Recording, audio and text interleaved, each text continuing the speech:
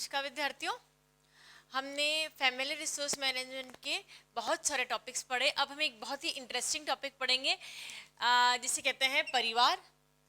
अगर आपसे पूछा जाए कि परिवार होता क्या है तो आप बहुत ही आसानी से आसान शब्दों में अपने परिवार को परिभाषित कर सकते हैं। तो हमें परिवार को पढ़ने की आवश्यकता क्यों है? क्योंकि हम फैमिली रिसोर्स मैनेजमेंट का फैमिली के बारे में जब तक नहीं पढ़ेंगे तब तक हमारे रिसोर्स मैनेजमेंट कैसे होंगे। तो हमें परिवार क्या है, कैसा है, इसके क्या क्या कार्य हैं, इसकी क्या क्या विशेषताएं हैं, इसके जीवन चक्र क्या है, परिवार के किस प्रकार के होते हैं, इसके बारे में हम सारी बातें इस वाले टॉपिक में पढ़ेंगे। अलग अलग वैज्ञानिकों ने अलग अलग परिभाषाएं परिभाषित की है। इटियल मेरिल के अनुसार परिवार पति पत्नी और उनके बच्चों की एक जैविक सामाजिक इकाई है। परिवार को समाज के द्वारा मान्यता प्राप्त संस्था है जो निश्चित आवश्यकताओं की पूर्ति भी करते हैं।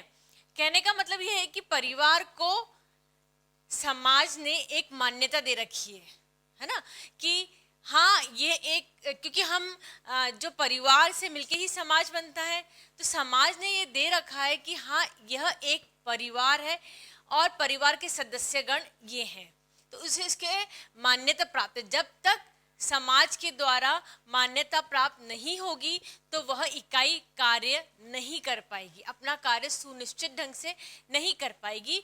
तो हमें कह सकते हैं कि परिवार जो है उसको समाज के द्वारा मान्यता प्राप्त इकाई है और जो आवश्यकताओं की पूर्ति करता है। मानव की कौन कौन सी आवश्यकताएं होंगी ये हमने पहले भी पढ़ा था। आवश्यकता हमने देखा था बेसिक नीड्स होंगी जो कि जीने के लिए बहुत जरूरी होती हैं, वो वाले नीड्स के बारे में बात करेंगे। तो परिवार जो है परिवार के सदस्य गणों की बेसिक आवश्यकताएं, बेसिक के अलावा आरामदायक नीड्स और विलासितापूर्ण नीड्स सभी आवश्यकताओं को पूर्ण करता है। नेक्स्ट, क्लियर के अनुसार परिवार से हम संबंधों की वह व्यवस्था समझते हैं जो माता पिता और उनके बच्चों में पाई जाती है। संबंधों की व्यवस्था, ठीक है। संबंध किस किस के मध्य हुआ? मदर फादर के बीच में, पति पत्नी के बीच में, है ना। फिर संबंध किसके बीच में हुआ? माँ बाप और बच्चों के बीच में हुआ। फिर संबंध किसके मध्य हुआ? संबंध मध्य हुआ भाई बहन के मध्य हुआ। फिर संबंध दादा दादी और पोता पोती या नाना नानी या नाती के बीच में हुआ। तो ये क्या है? ये संबंधों की व्यवस्था है माता पिता और उनके बच्चों के मध्य में पाई जाती है। अब हम परिवार में पाई जाने वाली विशेषताओं के बारे में जानकारी प्राप्त करेंगे। पहला है, यह सार्वभौमिक है। सार्वभौमिक से तात्पर्य यह है कि यह ऐसा नहीं है कि केवल आपका अकेले का परिवार है या मेरे अकेले का परिवार है या मेरे रिश्तेदारों का ही अकेले का परिवार है। परिवार हर समाज में पाया जाता है, हर जगह पाया जाता है, हर राज्य में पाया जाता है, हर देश में पाया जाता है। कहने का मतलब यह है कि परिवार पूरे विश्व में पाया जाता है। जब हम विश्व की बात करते हैं तो हम ये कहते हैं कि परिवार सार्वभौमिक है, यह हर जगह पाया जाता है। यह परिवार अमीर है या गरीब है ये बात अलग है, पर अमीर के पास भी परिवार है और गरीब के पास भी परिवार है। परिवार का हो सकता है कि स्तर अलग अलग हो, है ना, परिवार का स्तर अलग अलग हो, परिवार का प्रकार अलग अलग होता है, परंतु परिवार हर जगह पाया जाता है। अब हम इसका नेक्स्ट पॉइंट देखेंगे। इसका आकार सीमित होता है। परिवार का जब हम बात करते हैं, हमने डेफिनेशंस में पढ़ा था, पुराने डेफिनेशंस में हमने देखा था कि विद्वानों ने ये कहा है कि परिवार पति पत्नी और उसके बच्चों तक सीमित होता है ना। तो परिवार का जो आकार है, उसके सदस्यों की जो संख्या है वह सीमित होती है। अगर एकल परिवार की बात करेंगे तो सदस्यों की संख्या कम होगी। अगर हम संयुक्त परिवार की बात करेंगे, जॉइंट फैमिली की बात करेंगे, तो उसमें सदस्यों की संख्या थोड़ी ज़्यादा होगी, परंतु उसका जो आकार होता है वह सीमित होता है। हम ये कह सकते हैं कि आप किसी फ्रेंड को, किसी दोस्त को, कि आप हमारे परिवार के सदस्य जैसे हैं। परिवार के सदस्य की तरह हैं, पर आप उसको अपने परिवार के अंदर शामिल नहीं कर सकते हैं। उसके लिए कई कारण भी होते हैं। तो कहने का तात्पर्य यहाँ पर यह है कि हर परिवार का आकार सीमित होता है, चाहे वो विश्व में कहीं भी हो, परिवार का आकार सीमित होता है। नेक्स्ट है भावात्मक संबंध। परिवार के सदस्यों के मध्य भावात्मक संबंध होते हैं। संबंध की जब हम बात करते हैं तो संबंध परिवार के सदस्यों के संबंधों की जब हम बात करते हैं तो संबंध हस्बैंड वाइफ, पति पत्नी के मध्य का संबंध, वो भी एक इमोशनल अटैचमेंट होता है। पति पत्नी और बच्चों का संबंध, वो इसमें भी एक इमोशनल अटैचमेंट होता है। भाई और बहनों का संबंध आपस में, उसमें भी आपस में एक इमोशनल अटैचमेंट होता है। ये तो होता है एकल परिवार की बात करे तब हमने। फिर हम जब संयुक्त परिवार की बात करते हैं तो संयुक्त परिवार के या रिश्तों में थोड़ी सी दूर की बात करते हैं तो हम ये देखते हैं चाचा ताऊ के बच्चों में भी आपस में भावात्मक संबंध होते हैं। यह इमोशनल अटैचमेंट होता है, तभी तो हम एक दूसरे से मुसीबत आती है तब एक दूसरे की तरफ आगे बढ़ते हैं, एक दूसरे की सहायता करते हैं, एक दूसरे की मदद करते हैं। ये हमेशा ध्यान रखना चाहिए कि परिवार के मध्य भावात्मक संबंध होने से ही समाज की जो प्रक्रिया है, जो चल रही है, पीढ़ी दर पीढ़ी जो चलती जा रही है, वो परिवार के मध्य भावात्मक संबंध होने के कारण ही होती है। नेक्स्ट पॉइंट है, इसके अंदर रचनात्मक संबंध होते हैं। अब रचनात्मक संबंध कैसे होंगे? एक पीढ़ी दूसरी पीढ़ी को अपने ओपिनियन, अपने रीति रिवाज, अपना रचनात्मक जो क्रिया जो करते हैं वह दूसरी पीढ़ी को, आने वाली पीढ़ी को, फ्यूचर जनरेशन को देती है। कैसे देती है? आपने खाना बनाना कहाँ सीखा? अपने पेरेंट्स से सीखना। आपने रीति रिवाज कहाँ से सीखे? अपने पेरेंट्स से सीखे। आपने कोई कला आई है, वो आपने कहाँ से आई है? पेरेंट्स से आई है। तो वो क्या है, भले ही आपको जो कौशल आपने ग्रहण करा है वही चाहे वो बाहर से ग्रहण करा हो, परंतु उसके लिए जो अर्थ, जो मनी दिया गया है वो किसके द्वारा दिया गया है? पेरेंट्स के द्वारा दिया गया है।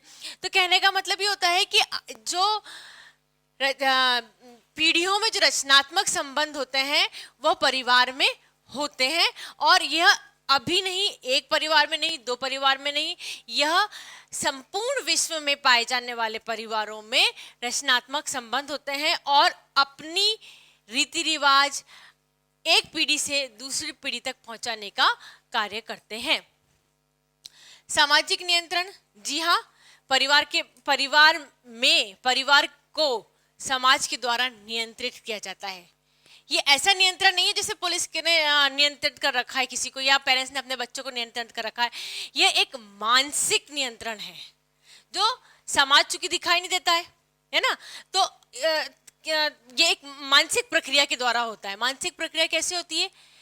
अगर हमने ऐसा करा तो समाज का क्या रिएक्शन रहेगा? अच्छा रहेगा, अप्रिशिएबल रहेगा, या नॉट अप्रिशिएबल रहेगा? तो ये क्या है? एक तरह से नियंत्रण है, हमें अच्छा कार्य करने की प्रेरणा देना है। जब हम क्योंकि हमारे पास समाज का नियंत्रण होता है, सामाजिक नियंत्रण होता है हमारे परिवार में, क्योंकि परिवार में सामाजिक नियंत्रण होता है तो हम हमारे जो क्रियाकलाप हैं, जो हमारे डेली एक्टिविटीज़ हैं, हम वो एक्टिविटीज़ कैसे करते हैं?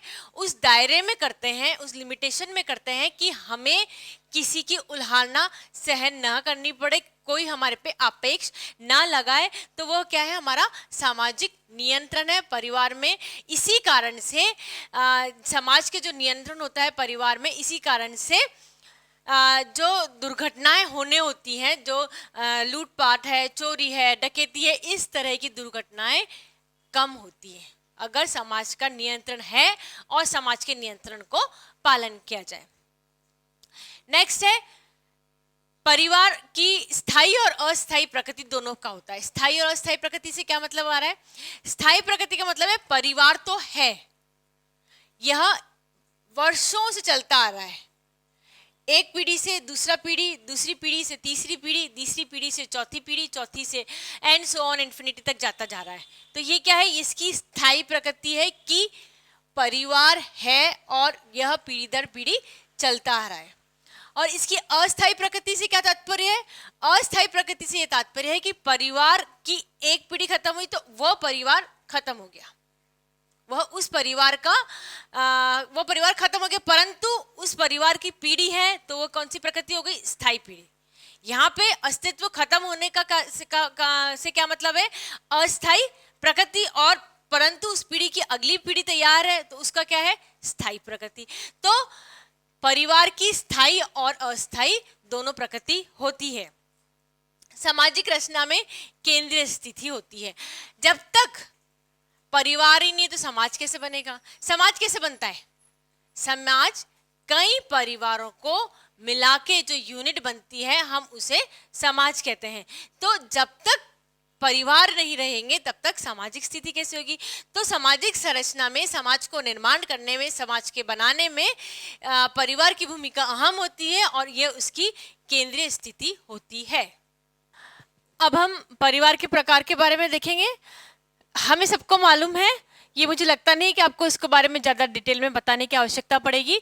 परिवार मुख्यतः दो प्रकार के होते हैं, एक तो होता है एकल परिवार और दूसरा होता है संयुक्त परिवार। एकल परिवार वह परिवार होता है जिसमें माँ बाप और बच्चे सिर्फ होते हैं। संयुक्त परिवार वह परिवार होता है जिसमें कि माँ बाप, बच्चे और उनके बच्चे, समझ रहे, चाचा ताऊ सब बच्चे एक साथ एक परिवार में एक छत के नीचे एक रसोई में रहते हैं। याद रखिएगा, एक छत के नीचे एक रसोई में रहते हैं तब उनको बोलते हैं हम संयुक्त परिवार।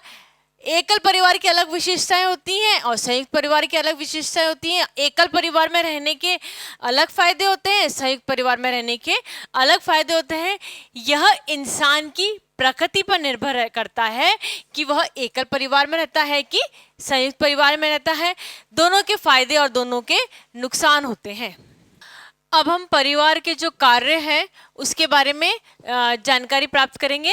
परिवार के मुख्यतः कार्य होते हैं, इनमें सबसे प्रथम कार्य होता है जैविक कार्य। जैविक कार्य को पुनः दो भागों में विभाजित किया गया है, जिसमें पहला है यौन इच्छाओं की पूर्ति करना, हस्बैंड का वाइफ के प्रति और वाइफ का हस्बैंड के प्रति यौन इच्छाओं की पूर्ति करना, इसका प्रथम कार्य होता है। सेकंड कार्य इसमें ये होता है संतानोत्पत्ति करना, संतान की उत्पत्ति करना, ताकि ये जो परिवार का जो चलन, जो स्थायी प्रकृति है वो अस्थायी में तक लिमिट न होके पीढ़ी दर पीढ़ी यह चलती रहे और समाज का निर्माण होता रहे और समाजीकरण चलता रहे। इस कारण से संतानोत्पत्ति करना। नेक्स्ट कार्य है इसका शारीरिक कार्य करना। शारीरिक कार्य से तात्पर्य यह होता है कि परिवार के जितने भी सदस्य गण हैं उनकी जो मूलभूत आवश्यकता है, डेट इज रोटी, कपड़ा और मकान को पूर्ण करना। उसके लिए आप किसी तरह से कार्य करेंगे जिससे उनकी शारीरिक आवश्यकता है, जैसे प्रोटेक्शन की बात करेंगे हम, रक्षा की बात करेंगे हम, तो परिवार के अंदर आते ही, घर के अंदर आते ही हमें मनोवैज्ञानिक तरीके से रक्षात्मक अनुभव होने लग जाता है। शारीरिक रूप से हमें रक्षात्मक फील होने लग जाता है। तो वो उसका क्या है? शारीरिक कार्य कि हम घर के अंदर आए और हमें अच्छा सा लगने लग गया। इसके अलावा खाना अगर आपको चाहिए, भूख लग रही है, आप एक दिन कहीं जाके खा सकते हैं, 2 दिन कहीं जाके खा सकते हैं, परंतु आपकी जो भूख है वह घर आके ही शांत होती है। वह परिवार का शारीरिक कार्य होता है। नेक्स्ट है आपका मनोवैज्ञानिक कार्य।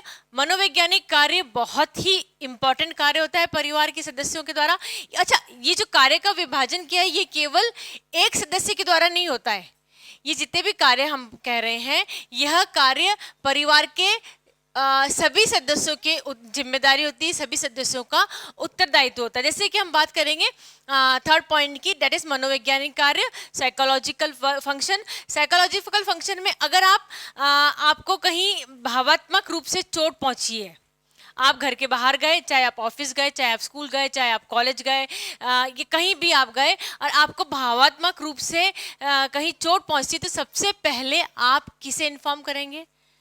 परिवार के उस सदस्य को जिससे आप भावात्मक रूप से सबसे ज्यादा जुड़े हुए होते हैं, चाहे वो आपका भाई हो, चाहे बहन हो, चाहे मदर हो, चाहे फादर हो, किसी के द्वारा भी जुड़े हो सकते हैं। तो वह उसको आपको उसको आधी प्रॉब्लम तो आपको उसे बताने में ही मिट जाती है।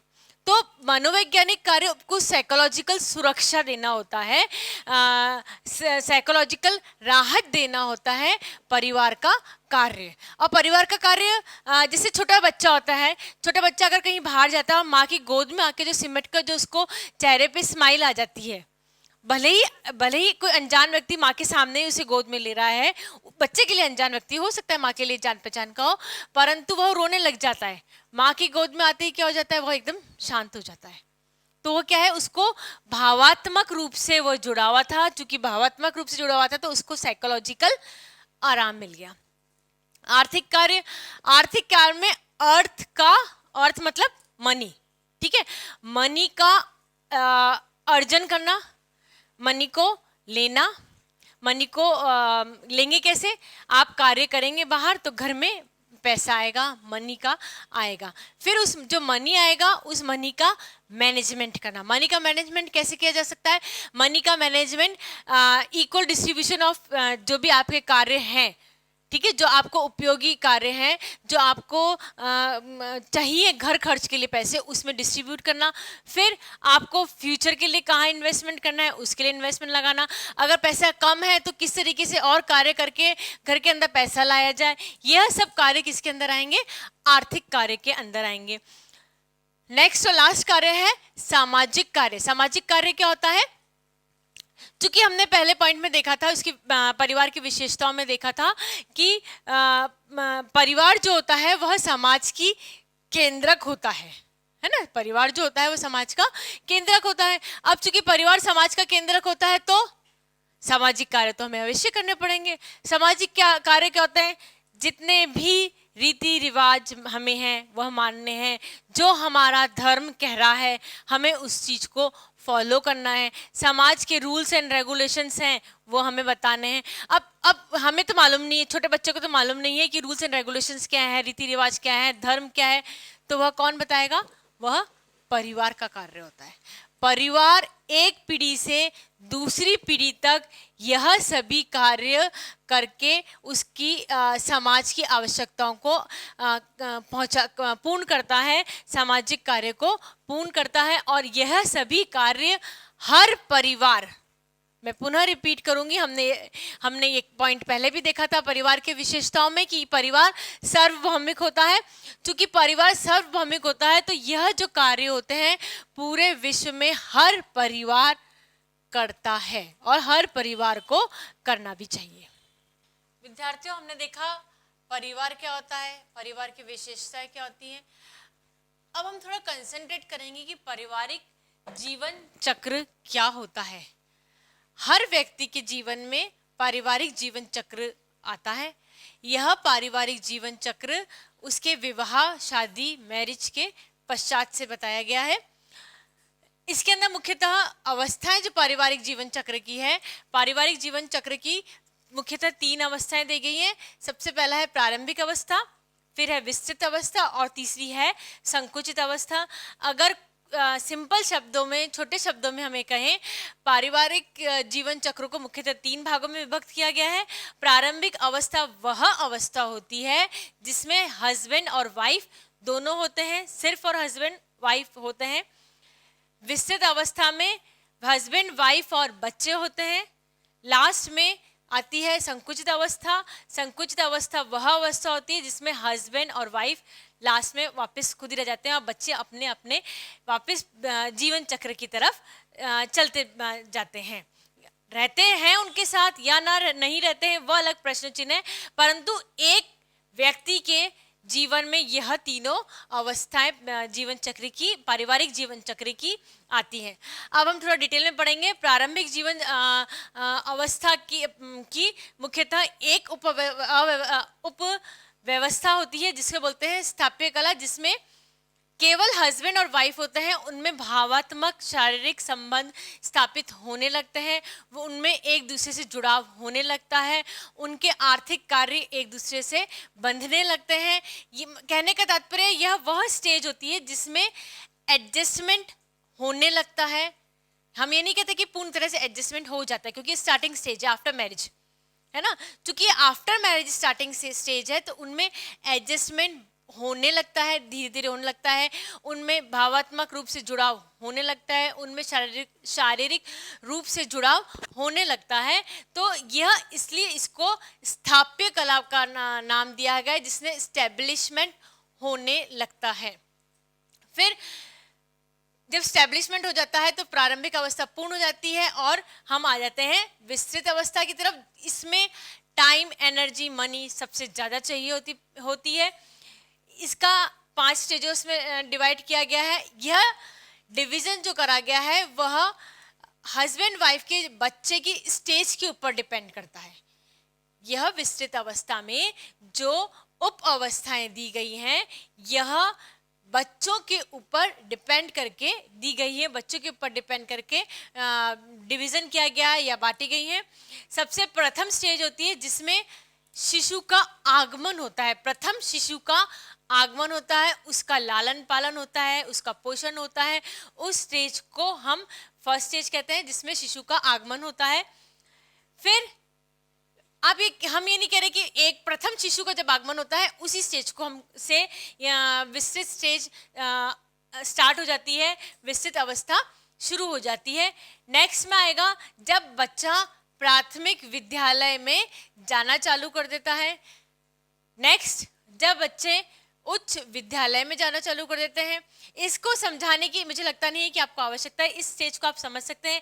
फिर महाविद्यालय में जब बच्चे जाना चालू कर देते हैं वह इसकी 4th स्टेज है। और लास्ट स्टेज है बच्चों की समायोजन कला। बच्चों की समायोजन कला वह स्टेज होती है विस्तृत स्टेज में जब बच्चे अपना डेवलपमेंट खुद करने लग जाते हैं, अपनी नौकरी खुद करने लग जाते हैं, बच्चे खुद स्टैब्लिश होने लग जाते हैं। जब बच्चे माँ बाप की हेल्प के द्वारा, माँ बाप की मदद से स्टैब्लिश होने लग जाते हैं, अपना करियर बनाना चालू कर देते हैं, तो वह बच्चों की समायोजन कला कहलाई जाती है।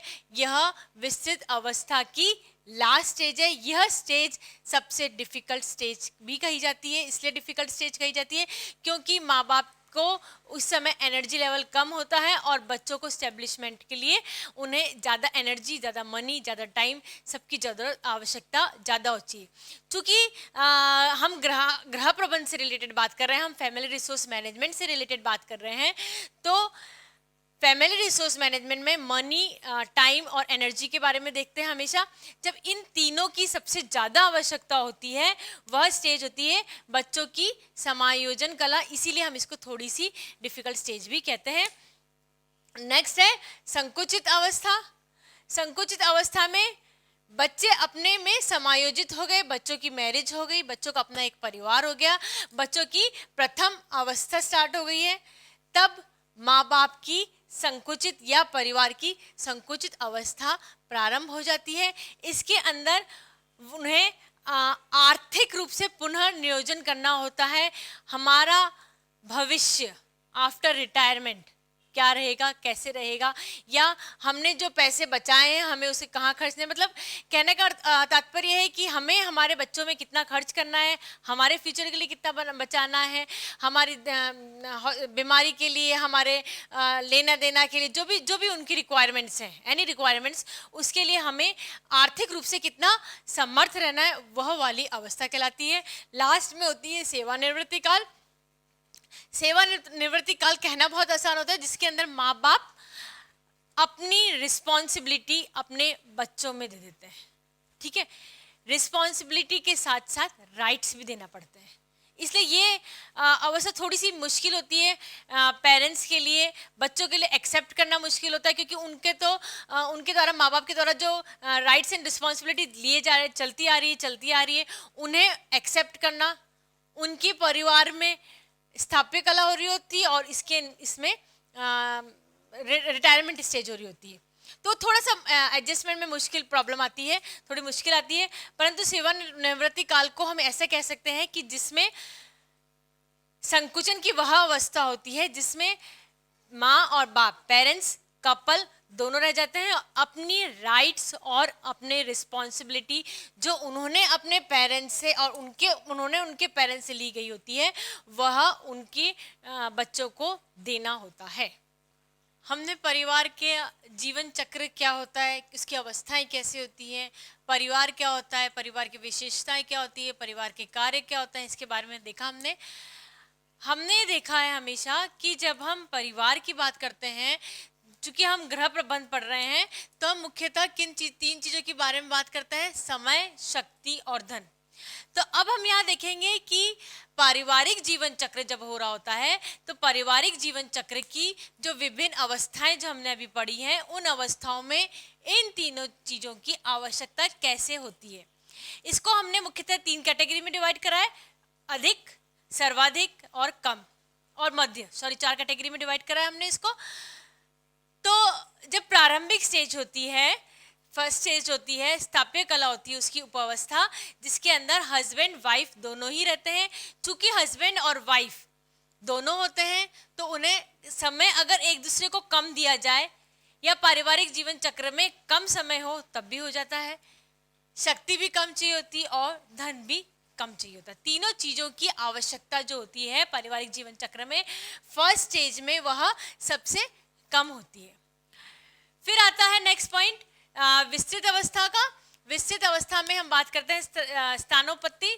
जब संतानोत्पत्ति होती है तब समय बच्चों को देना, हस्बैंड को वाइफ को देना सबसे ज्यादा होता है, सब बहुत ज्यादा देना पड़ता है। समय की जो रिक्वायरमेंट होती है वह 24 घंटों में भी कम लगने लग जाती है, क्योंकि वह स्टेज होती है जब बच्चा 3 साल का होता है, वो स्कूल नहीं जा रहा होता है। चूंकि वो स्कूल नहीं जा रहा था तो उसको सारा अटेंशन, उसका सारा कार्य, चाहे वो शारीरिक कार्य हो, उसको नहलाने का, उसको खाना खिलाने का, एक्सेट्रा एक्सेट्रा, बच्चों के जो भी कार्य होते हैं, जो भी काम करने होते हैं, वह कौन करता है, पेरेंट्स के द्वारा किया जाता है।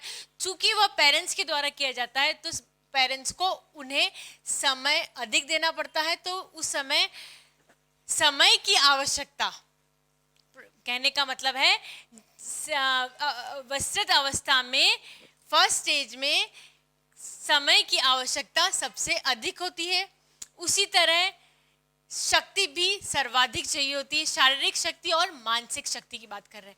शारीरिक शक्ति और मानसिक शक्ति कैसे सर्वाधिक चाहिए होती है, क्योंकि हमने बताया आपको कि यह स्टेज होती है जिसमें बच्चा छोटी अवस्था में होता है, दैट इज 0 से लेके बच्चा पैदा होने से पूर्व 3 साल तक, जब तक बच्चा स्कूल न जाना करे, शुरू करे। तो इसमें जो शक्ति होती है, चूंकि पेरेंट्स के द्वारा ही सारा कार्य करा जाता है, उसमें सारे संस्कार उस समय डाले जाते हैं, चाहे वो खाने पीने के हो, चाहे वो जितने भी तरह की ट्रेनिंग्स दी जाती है वह उस समय दी जाती है। तो उस समय फिजिकल और मेंटल पावर की सबसे ज़्यादा जरूरत होती है। कई बार बच्चा रात को रो के परेशान करता है, तो उस समय मेंटली रिलैक्स रहने की, मेंटल पावर की सर्वाधिक आवश्यकता होती है। इस समय धन की भी आवश्यकता होती है। अधिक आवश्यकता इसलिए कही जाइए यहाँ पे क्योंकि अधिक में बच्चों के लिए कपड़े खरीदना, क्योंकि पेरेंट्स हस्बैंड वाइफ दोनों ही होते हैं, उनके पास प्रथम शिशु आता है, प्रथम शिशु के समय उनके पास बच्चे के लिए कोई भी सामग्री नहीं होती है, तो सामग्री खरीदना, बच्चों की रिक्वायरमेंट्स पूरी करना, तो इसलिए धन की आवश्यकता अधिक होती है। नेक्स्ट आता है इसमें प्राथमिक विद्यालय। प्राथमिक विद्यालय में भी समय, शक्ति और धन की आवश्यकता अधिक होती है।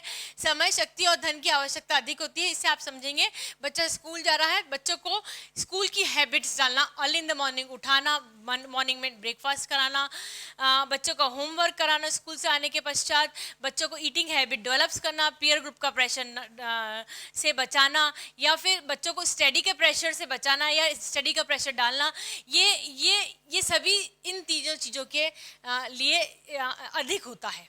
तो प्राथमिक विद्यालय में जब बच्चा होता है विस्तृत स्टेज में, तब भी समय, शक्ति और धन की आवश्यकता पेरेंट्स को ज़्यादा होती है। नेक्स्ट स्टेज की बात करते हैं। नेक्स्ट स्टेज में उच्च विद्यालय में आ जाता है बच्चा। जब बच्चा उच्च विद्यालय में आ जाता है तब चूंकि बच्चे को इस स्टेज में और इस स्टेज में सारी चीजें सिखा दी गई होती हैं, इसलिए शक्ति और धन की आवश्यकता कम होती है। यह वह स्टेज होती है जब बच्चों की रिक्वायरमेंट्स कम होती हैं। क्योंकि बच्चों की रिक्वायरमेंट्स कम होंगी, स्कूल जाना, स्कूल से आना और गेम्स खेलना, बच्चों की इतनी सी रिक्वायरमेंट होती है। क्योंकि रिक्वायरमेंट कम होगी तो अमाउंट भी नहीं लगेगा, पैसा नहीं लगेगा, धन की आवश्यकता बच्चों में कम होगी। शक्ति, बच्चा अपने आप अपने कार्य करना सीख जाता है ना। बच्चा अपने आप, बच्चे को अपना स्कूल में तैयार होके खुद बच्चा चला जाता है। बच्चे अपना कपड़े समेटना, अलमारी में रखना, इस तरह के जो कार्य होते हैं, छोटे छोटे कार्य बच्चे अपने आप करने लग जाते हैं। चूंकि बच्चे अपने आप करने लग जाते हैं तो पेरेंट्स की एनर्जी को कम रिक्वायरमेंट होती है, परंतु इस समय पुनः अधिक चाहिए होता है। बच्चा की नींव अभी डल रही होती है, मजबूत नहीं होती है। चूंकि नींव डल रही होती है, मजबूत नहीं होती है, तो समय बच्चों को देना इस समय आवश्यक होता है। महाविद्यालय में जब जाते हैं, महाविद्यालय में जाते हैं तो बच्चा अपना काम, अपने डिसीजंस खुद लेने लग जाता है, बच्चा अपना कार्य खुद करने लग जाता है। इसलिए पेरेंट्स का समय कम चाहिए होता है, पेरेंट्स को कम समय लगता है, वह अपने पर समय ज़्यादा खर्च कर सकते हैं। और समय क्या होता है, इस समय बच्चे का पीयर ग्रुप ज़्यादा अच्छा लगता है। जब हम बात करते हैं महाविद्यालय की, तो महाविद्यालय में क्या होता है, एज बच्चे की होगी 16, 17, 18, 19, 20, टीन एज से ख़त्म होते जा रहे हैं वो, है ना। तो उस समय जो होता है, पेरेंट्स को बच्चों पे कम देना पड़ता है, एनर्जी बच्चे पे कम लगानी पड़ती है, परंतु धन अभी भी अधिक लगाना पड़ता है। अब हम सबसे इंपॉर्टेंट स्टेज की तरफ आते हैं, जो कि है बच्चों की स्थापित कला अवस्था। स्थापित अवस्था में समय जो है वह मध्यम देना पड़ता है, बच्चों को टाइम डिवोट करना पड़ता है कि हाँ, आपको ये फील्ड चुनना चाहिए, आपको ये फील्ड नहीं चुनना चाहिए। इस समय आपको आपके लिए बेनिफिशियरी है, यह बेनिफिशियरी नहीं है। शक्ति भी मध्यम चाहिए होती। शक्ति मध्यम क्यों चाहिए होती है कि बच्चों को बताना पड़ता है, बार बार बच्चों के साथ बैठना पड़ता है। कहीं अगर इंटरव्यू के लिए जा रहा है बच्चा, अगर उसको मेंटली स्ट्रांग बन रखना है तो पेरेंट्स की जिम्मेदारी होती है कि वो इंटरव्यू देने जा रहा है तो बच्चों को मोटिवेशन के लिए छोड़ने जाएं, बच्चों को मोटिवेशनल फैक्टर्स बताएं। तो उसके लिए उसमें समय और शक्ति तो मध्यम चाहिए होती है, परंतु क्योंकि उस बच्चे को सेट करना होता है, बच्चे का कैरियर का निर्माण करना होता है, बच्चे का कैरियर का डेवलपमेंट करना होता है, तो जो धन है वह सर्वाधिक इस अवस्था में पारिवारिक जीवन चक्र के लिए चाहिए होता है। फिर आता है संकुचित अवस्था। संकुचित अवस्था में चीजें सेट हो जाती हैं, दैट इज अबाउट 55-60। सबके परिवार के अलग अलग जीवन चक्र में अलग अलग स्टेजेस के साथ अपनी अलग स्टेज होती है। तो संकुचित अवस्था में कम और मध्यम से न्यूनतम आवश्यकता होती है धन और समय की। शक्ति के बारे में हमने यहाँ पे नहीं लिखा है, एनर्जी के बारे में नहीं लिखा है, क्योंकि एनर्जी वृद्धावस्था की जब तरफ जा रहे होते हैं तो एनर्जी लेवल अपने आप डाउन होता जाता है, शारीरिक क्षमताएं कम होती जाती हैं। चूंकि शारीरिक क्षमताएं कम होती जाती हैं तो समय और धन की आवश्यकता भी कम होती जाती है। धन सबसे अधिक चाहिए होता है फैमिली स्टेज में, जब बच्चों की स्थापित की अवस्था हो रही होती है, बच्चे जब अपने स्टैब्लिशमेंट कर रहे होते हैं तब सर्वाधिक धन चाहिए होता है, और सर्वाधिक एनर्जी और सर्वाधिक समय जब बच्चे छोटे होते हैं तब सर्वाधिक चाहिए टाइम और एनर्जी चाहिए होती है।